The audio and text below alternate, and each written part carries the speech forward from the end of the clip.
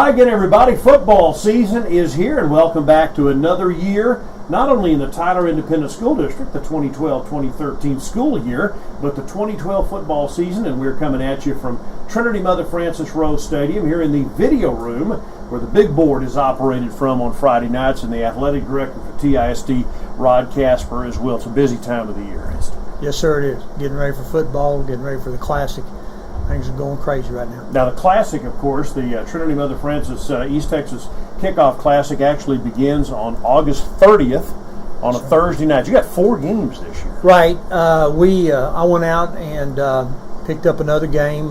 We had the resurfacing of the turf, and I wanted to get as many people in here as possible to get them playing on the turf. So when playoff time came around, if they played here once, they might want to come back again. So I was kind of campaigning for some playoff games early in the year. Yeah, and so that Thursday night, that first game is a Thursday night game between 2 of the best programs in East Texas. Right. We have Gilmer and Atlanta coming in, and it could be a preview of a playoff game. Absolutely. Both programs, like you said, have been up top, and it's going to be exciting. I know Gilmer will bring the whole town. I haven't been in the Atlanta game before, but I'm sure that they'll be well in attendance also. So I'm looking for a good game to kick it off. And then on Friday night, you got JT playing.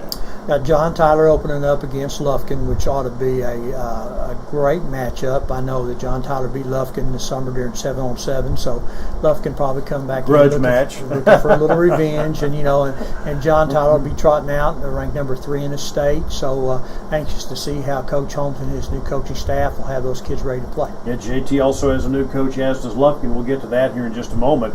And then doubleheader on Saturday, the 1st of September. Right. 11 o'clock, we have Wills Point and Pittsburgh coming in to play a game.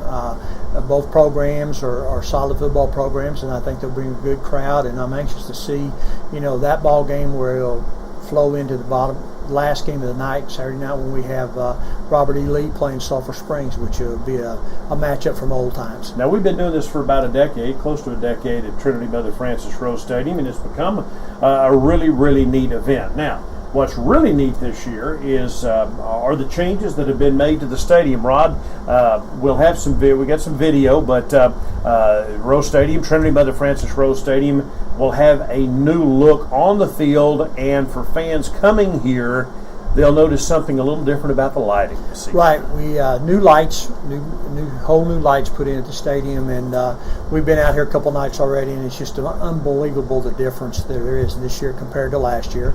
And then we had the new turf put in, and we made some minor changes on the turf. We went with plain green end zones this year and put the logos in the D areas above the end zones, and so had those on both ends. And I think it's a new look on the field, a new look with the lights and the stands, and I think it's a new stadium. Now let's talk a little bit. There was a little bit of controversy, but I think that's been solved because the new track facility is going into John Tyler, right? And the district is making quite an investment over JT because the new field here has taken away basically the running track around the stadium. Right. We took out 3 lanes of the track and expanded the field. I mean, if you can remember last year, there's a concrete barrier at the end of the track that was right on the playing field. Which was dangerous. Dangerous, very dangerous. And so to make it safe for the players and the spectators and the cheerleaders down on the field, we moved that back a little bit. So we do have some wide open spaces on the sidelines. We also did add soccer in, so we have a regulation soccer field, which will bring games plus hopefully playoff games during soccer season also. Now again, took away part of the track, so the track basically, part of it is still there, but it's really not a track anymore. Right, no, it's 3 lanes, and basically we use that for carts, maintenance carts, right. Golf carts during the ball game, transport people and everything. Plus we had to keep a lane open, 3 lanes available for when they have the Rose Parade to come in and have the floats go around. And plus also homecoming, when they drive the homecoming court around in the cars. They'll have enough room so they won't get on the grass. Now when they notice, just talk a little bit about the different look of the turf. The turf was the original turf was installed, I think, in 2000. Right, it's 11 years old. And way out of warranty then, right? 8 years is what they guarantee. Right. We got 11 years out of it. It's great. It was a great facility when we had it as far as the turf goes. We were the first, I think, to have right. it. And it came time to change it, and we got it changed. We went in with a new turf. Like I said, we changed the field colorization. We got away from the colored end zones, went straight plain green in the end zones, and the logo still's in the center. And I think what most people realize when they see it for the first time is the yellow lines that were put in the field because of soccer. Mm-hmm. So we made it soccer ready. But overall, if you look at it, you can just tell right off bat the grass is greener. It's a lot sharper. There's the logos on the field are very sharp. They look good in both end zones. So I think the people are really going to be pleased with it. And again, for soccer purposes, talk a little bit about what your plans are now that the field is soccer ready and what can be done here at Trinity Mother Frances Rose Stadium. Well, we're going to play as many regular season games here as we possibly can with the varsity. We'll have to take a look at the schedule because you can't play more than 2 teams here one night, and so we'll have to take a look at the schedule. So there'll still be some soccer games on the campuses, on the grass fields that they have, but we'll be able to use the Rose Stadium. If there's a rain out or a solid rain, we change it to another day. So the field is unplayable on the campus. We can move it here and play, and hopefully we can be the magnet for East Texas when they have soccer playoff games. I was going to say this could be a really, really good place to come and play playoff games. Couldn't it? Right, and we had the Mexican Soccer League come in this last summer, and we're going to get back with them to see about bringing it back in. So we're working out of the athletic office to get as many events in Rose now as we possibly can. I think we've got a great facility. We've got a new field. We've got new lights. We've got a lot to offer, and we can seat around 12,000 people. And once you get going, that's a place to be. Now again, you don't know what you don't know, I guess. So people who've been coming out here for years got used to the old lights, and maybe they didn't realize they weren't up to snuff because they had nothing to compare it to. Right. How different do you think it'll appear to the average fan when they come out to a game? It's going to be as different as night and day. Literally, right? Pardon the pun, right? Right. And one of the things that they'll notice is there's not a lot of spillage. It's basically focused on the field.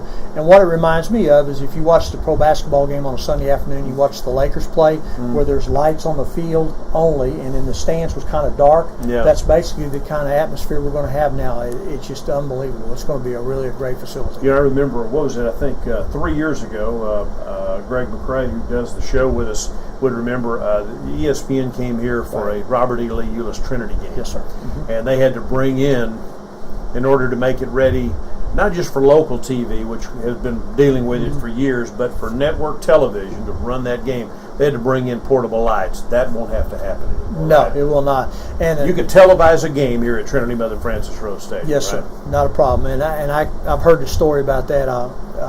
Danny Long was out here on the field the night that they turned him on, and he immediately called Coach Owens and he said, realized what he was missing, right? He said, you better get over here and take a look at this because it's just unbelievable. And Mike Yeah. came out and he looked at it, and then from my understanding, he wore a hat that game. There were a few games that he wore a hat, that the lights were so bright that he couldn't adjust to it, so he wore a hat. So I'm excited about it. I think it's going to be up to snuff to where we can have TV brought in here if we need to, and we won't have to do anything with the lights whatsoever. They're Now, going to be powerful. didn't you have to move the video board back a little bit? Did you have to move some stuff around? What all went into this summer to getting this field in?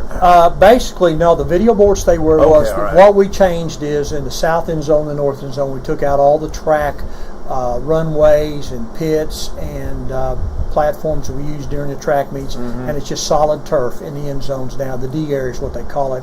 And so there's no possibility a kid sliding through the end zone and hitting one of the track pits like it was in the Right. past. So it's all flat. It's going to be better when they bring the helmets out and the drill teams line up down there and the bands line up, so you're not going to have all the tripping hazards. So it's going to be a great situation. And there's no slight to track and field because that's very important in this district. Talk about what's been done and being done at John Tyler with the facility over there. Over John Tyler, we've added the 8-lane to the track, so it's Right. an 8-lane track. It's a UIL regulation track now. Which this was not. You couldn't Yes, have no. a regional meet here anyway. No, sir. It was before. only 7 lanes. Right. So we add the 8th lane over John Tyler. We've put in new grandstands to where it'll hold 2,500 people. Okay. They even made the grandstands about 6 feet up off the ground, so you could look down on the track Okay. and not miss any events. We put in 2 new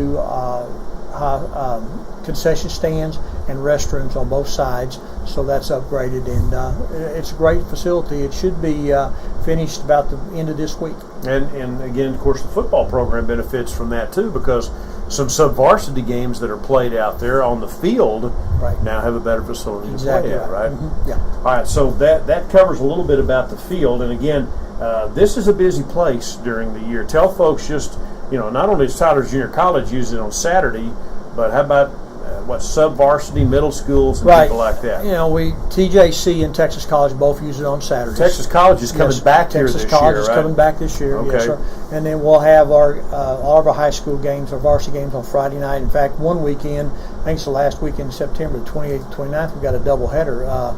Lee will play home on Friday night, and John Tyler come back and play on Saturday night games. Right. So we have back-to-back home.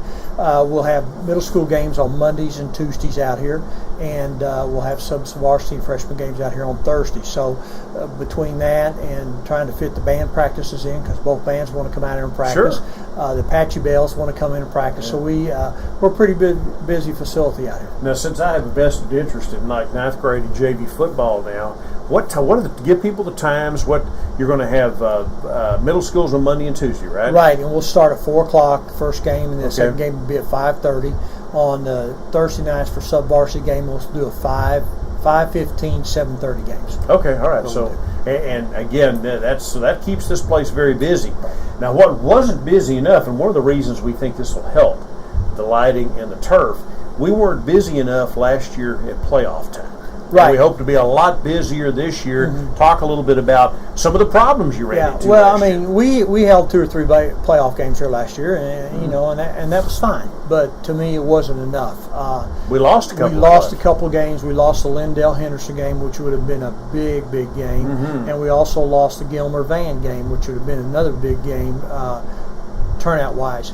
Both coaches they weren't happy with the turf. It was old. It was slick, and I have to, couldn't argue with them. You can't argue with them. You got to go with. They're protecting their kids, and they want a good facility. Now I've been out campaigning. I went to coaches' school in San Antonio, and I was down there talking to a lot of the East Texas coaches. Said, "Hey, we're back. We got a new turf. We got new lighting. We want you here." I think the first year that they had turf, 11 years ago, there was like 13 playoff games. Don't think we can match that, but we're going to give it a shot. We're going to do the best we can to get as many people in here as we can to play. People ask me when somebody books a playoff game, what's the deal? Tell them can you talk about the financial arrangements because get some advertising out there. What the deal is on that? They'll call the office. They'll let us know, find out the availability. It's amazing to me. A lot of people don't understand that venues are decided on a flip of a coin in football playoffs. 2 coaches get together, they decide on each one of them has a field they want to play in. They flip a coin. Whoever wins, that's where they're going to go. So, it's kind of out of our hands. But once they call us, we put into action. We get all the information from them that we can for the board. We send them tickets. We get all the information out to the media we can, and we charge a $3,500 fee to come in and play, which covers my workers, and we make a little money off of that. And then we have the concessions we have to set up, and both booster clubs work the concessions in a playoff game on an rotating basis. Well, one gets home side, one gets visitor side, and they flip flop per playoff game. So that's money coming back in to help our athletics through the Booster Club and what we make on it. And I just like it because I think a lot of people coming in, like the Thursday night with Gilmer game, I'm assuming that there's going to be a lot of people coming to Tyler to eat supper that night. So the businesses locally will see an increase in business. Absolutely. And it's got to help the whole community out. And it puts a shining light back on Tyler. Come to Tyler, playing a great facility, have a good football game, go to the mall, go shopping, go eat places, whatever. So we get people here in Tyler not only for athletics but for other purposes also. And just so people will know, these renovations were done outside of bonds and stuff like that, right? It's paid for by ticket money and the rental money that we get through the East Texas Classic and the playoff games. The money we get, we turn back in and pay for the turf. Yeah, okay. So that's just so you'll know. I mean, in athletics, by and large, we operate pretty close to it. Do we operate in the black or pretty darn close to it athletically? In the black. We're in the black right now. We really do. We've just been very blessed that we can get the facilities in here and the teams in here to play, and helps out our budget. Okay, now let's shift gears a bit because you've had to also make some personnel changes this year. Both high schools have new head coaches. And I don't know that ever, I mean, maybe it's happened. Tyler's been around, TISD's been around a long time, and they've been playing football a long time. Right. But I can't think of a year where we've ever gone into a season where we've replaced both head coaches at the same time. So I'm excited. It's been a challenge. I mean, we've got it has, but I'm excited. two exciting young guys coming in to coach the teams. Right, I and they're both got their own personality, and they're both bringing their personality to their teams. And I think people are going to see some changes, subtle or severe, both of them. I think at John Tyler, Rickland Holmes has been there for a while. He's been a coach on the staff. He's a homegrown guy. He's played at John Tyler. He went on to Oklahoma State and into the pros. So he's got a vast knowledge, and he's going to bring his brand of football. He's probably a little bit more animated and a little bit more aggressive than Coach Rutsch was, but he's still going to teach those kids the right way to do things, the John Tyler way, and I think you're going to see that out on the field. Coach Piskey's coming in. He's been at Fairfield for the last couple of years. He's turned that program around. He's brought a breath of fresh air into Robert E. Lee. He's had the kids up in the morning lifting weights during the summer, and they're running and everything. And so you can just tell on both campuses there's a sense of newness and a sense of excitement about what's going to happen. So I'm really excited. I think we've got two great guys to lead two great programs. Coach Piskey, of course, again, as you said, from Fairfield, he was able to keep a number of the longtime assistants, but he's also made some changes and brought in new offensive and defensive coordinators. Oddly enough, he comes from a track background. He's done it all. Right. He's even been a track official. I mean, Yeah. he loves track and field, and I know he went to the middle schools and looked to sell the program Yeah. this year, and is seems to be very excited about being here. Oh, he is, and you're right. He made some changes, but we still have some coaches from the previous staff, which is great because I think it's going to help him and his new coaches blend in and figure what's going on and know the traditions of John Tyler, of Lee. So it's going to be an exciting year. I think Coach Piskey's brought some young guys in with some great knowledge, and it's going to be an exciting ball. Now again, he's kind of starting over. Robert E. Lee had a tough year last year. John Tyler, on the other hand, brings back a team that went all the way to the state semifinals last year, and are ranked as high as 1 in some polls and as low as 3 or 4 in another. So he's got like 19 starters coming back. So and a lot of new faces on the coaching staff too, right? Right, yeah. And when Coach Rush left, he took a lot of coaches with him, which is understandable. And I had somebody ask me about, well, how are you going to work around that, losing all those coaches? Well, first of all, each coach, I've been in this business long enough, you got to do what's best for your family. They felt like that was the best opportunity, so I gave them all the blessing in the world and the good luck to go down there and be successful. Rickland worked hard this summer. He and I worked hand in hand about getting his new staff in. I think you're going to see some minor changes. I don't think it's going to be a wholesale changes, but each person has their individual ways to do things, and Coach Rush and Coach Holmes are two different individuals, and like I said, Coach Rush was kind of laid back. He could get fired up, but Mesa, he was laid back. Rickland has got a lot of energy. He's got a lot of enthusiasm. I think it's going to wear off on those kids. They had a great summer, 7-on-7. They won a quote-unquote national championship. They won a consolation championship in the Texas State 7-on-7. So they're bringing a little swagger in with them, especially coming off a great year they had last year. But, take a look at last year. They went 0-3 the first 3 ball games, so they jumped in the middle of a great schedule, and we're not slacking off this year. They've got a tough schedule this year. Lufkin and Lancaster and Lee, they could be 0-3 again, and sure. And then when you get in the district, you got Corsicana that was also the semifinals last year too. So and Lindale will be in there, and so and White House, and you never can count White House out with what's going on down there now. So they got the work cut out for them, but I think Coach Holmes is going to have them ready to go and prepared every weekend. And again, he's a former John Tyler Lion. Alan Wilson did not play at JT. Derek didn't play at JT. Rickland's the first former Lion in many, many years to be the head coach of the football team, maybe ever. Right. To have a former JT player under Alan Wilson come back to actually coach the football team. And I think it's great because he knows the tradition, he knows the community, he knows the school, and he'll be able to tell those kids about the tradition, and he'll bring that Cujo back. Not that it was gone, but it's going to be a different slant on it. Coach Rush, he did a great job. I have nothing bad to say about him. No, he did. But Rickland's going to bring a different slant. Like I said, he's a homegrown guy, and he's a JT grad, so he's got a little more pressure on him than Coach Rush did. And Rod, there's some other changes. So Daniel Clark's the basketball coach at JT. Just talk a little bit about some of the new names, the coaches. There have been some changes. There always are, but there have been some changes this year.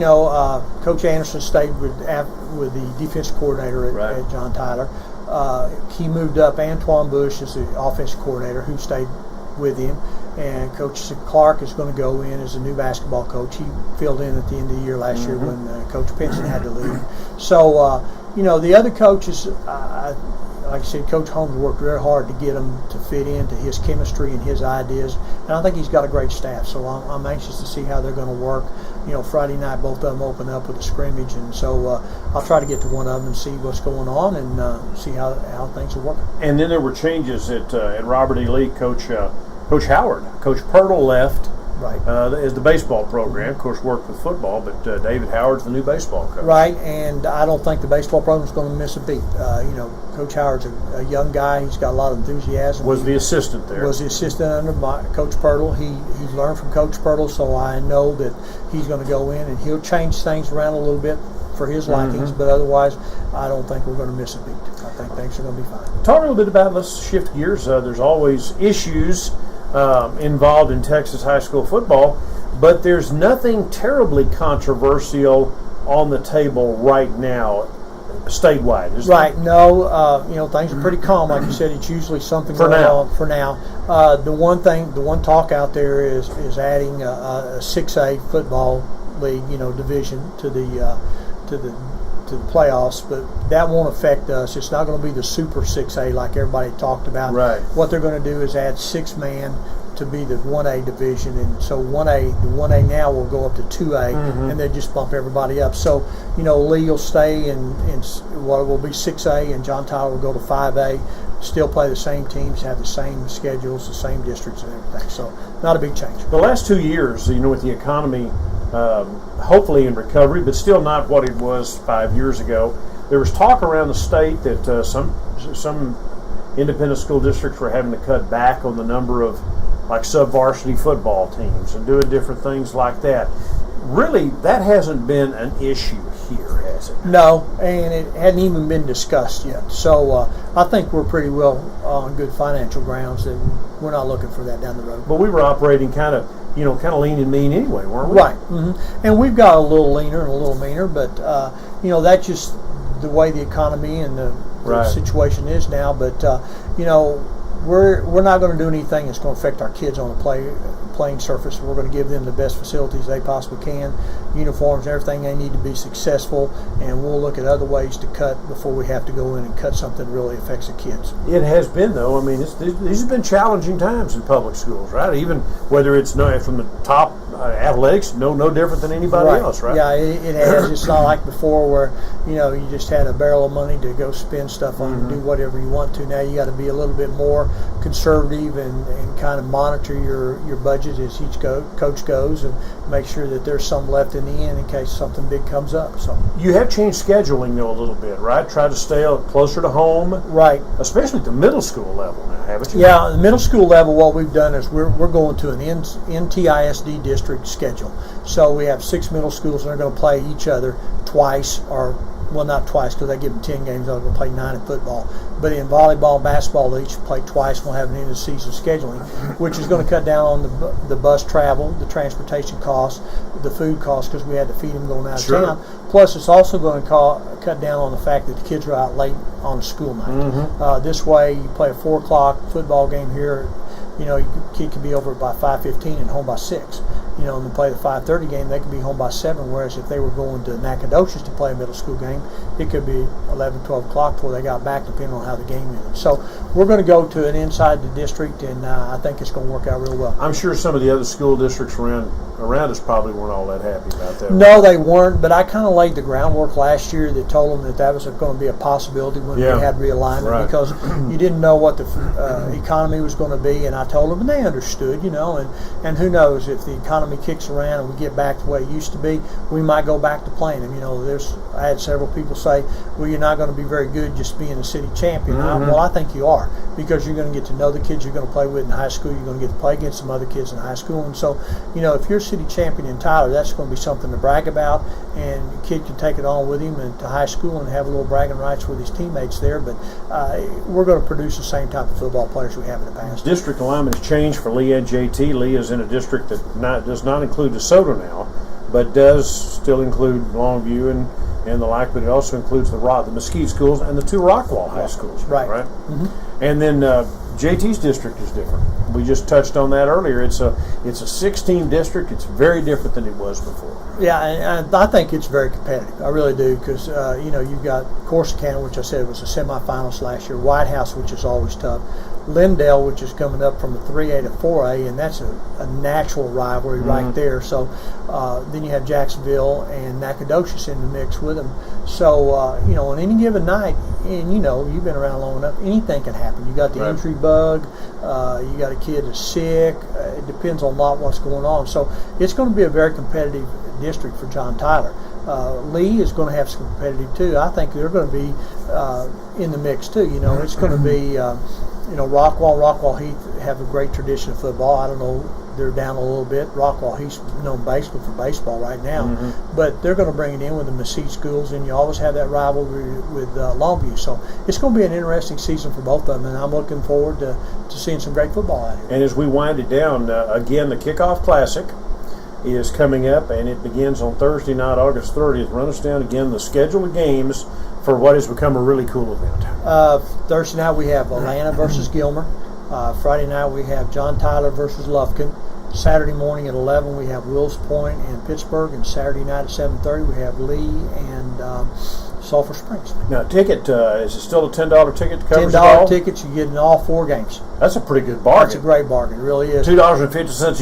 You can't do much of anything anymore for that. And in my opinion, you're going to see 4 great ball games, and I believe out of those 8 teams, probably 6 or 7 of them are going to be in the playoffs at the end of the year. So good football coming up. And to get tickets for the high school games this year, TISD Athletic Office, just tell them a little bit about that briefly. Just call the office. We have them on sale from Wednesday to afternoon of the game day, and get you hooked up with tickets, and buy them on campus too. So yeah. So and again, another exciting football season coming up for Robert E. Lee and John Tyler. And again, the Kickoff Classic begins Thursday night, August 30th, and it runs the 30th, 31st, and the 1st of September, with 4 games in 3 days here at the stadium. And again, while you're here, of course, the turf is new, the lighting will be new. You'll notice a difference in the way games appear for you, either on television when you watch the highlights on TV, but especially when you're here at the games.